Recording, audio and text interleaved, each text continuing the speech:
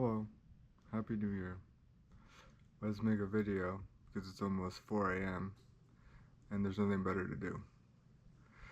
I've been thinking about some things that have happened recently to me personally, and the major central theme behind all of that is how people argue and what is most important to people when making their, as I'll say, poor arguments.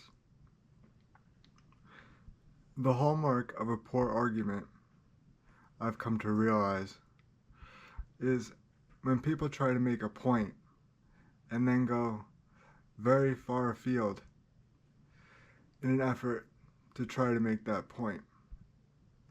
If you have to do this, your argument is weak. The best way to convey a point is to stay as narrowly focused as possible and drill down. That is the only true way to show competency in what you are talking about. The second someone tries to drift afield, you know that person is grasping at straws.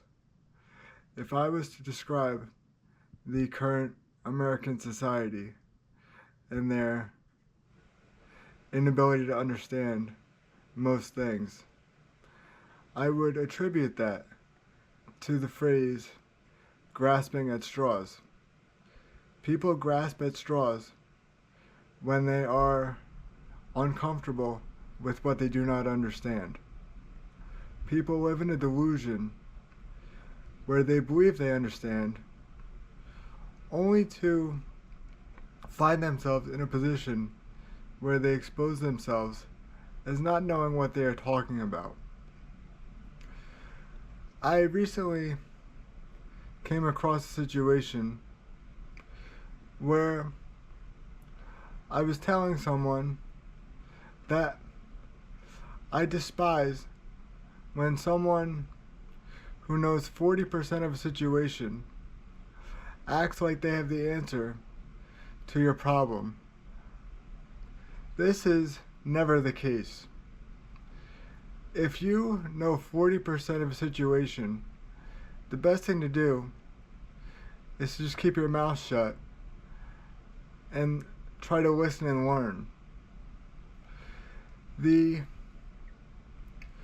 only thing you're going to do with knowing 40% of a situation is to annoy the other person, to show them that you know absolutely nothing.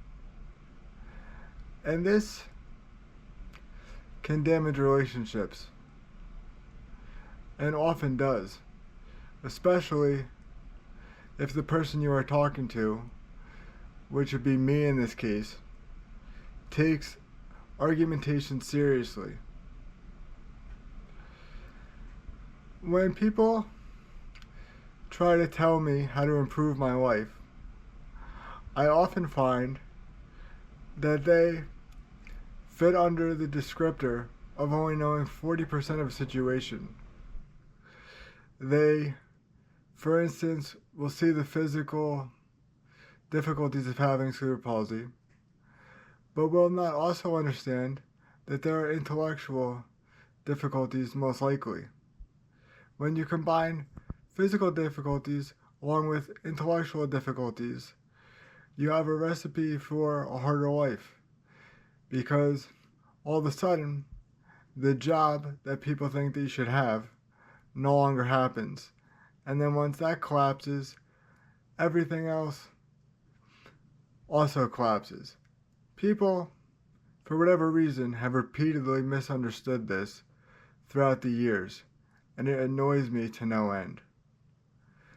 They do eventually get it, but you have to explain what should be obvious. I think people ignore the obvious because the true reality makes people feel uncomfortable. Another example of this just recently happened, where people ignore the true reality of a situation to make themselves feel comfortable.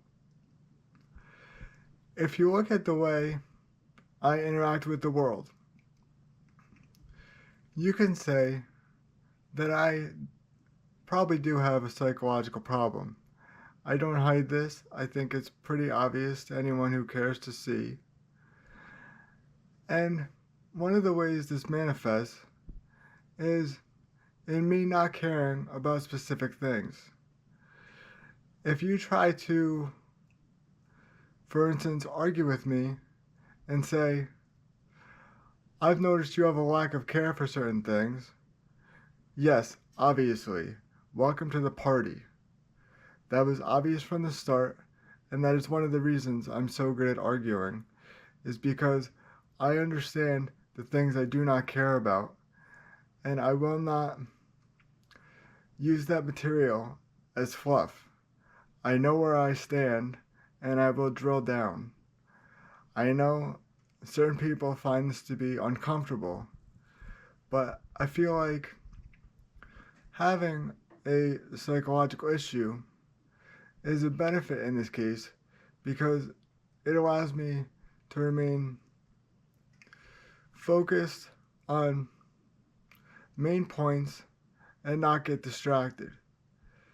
People love when they can overcomplicate a situation, where they can ascribe to you certain details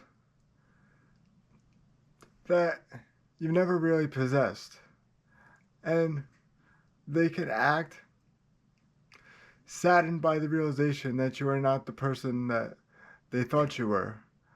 But ultimately, at the end of the day, that is their problem. That is their misread. I make no efforts to conceal or hide how I feel about anything.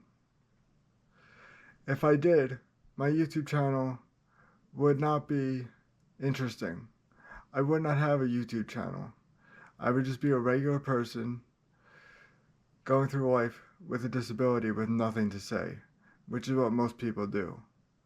But I will not do that. I apologize for nothing on my YouTube channel. I apologize for none of my thoughts or the way I convey them. I spend hours and hours and hours a day thinking. And when you do that, you come to concrete observations. Observations that are unchanging. Observations that are thoughtful. Observations that are useful.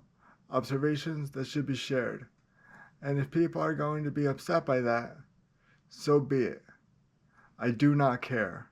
I will remain singularly focused, and I will continue to do what I'm doing. I do not care about the future. I do not care about what most people care about, because I know that life for me is closed. But as I've said in previous videos, that closure brings me freedom to talk about what I want to talk about and how I want to do it. If that makes some people uncomfortable, again, I do not care. Welcome 2025, where we will continue to talk about interesting, important things that need to be said.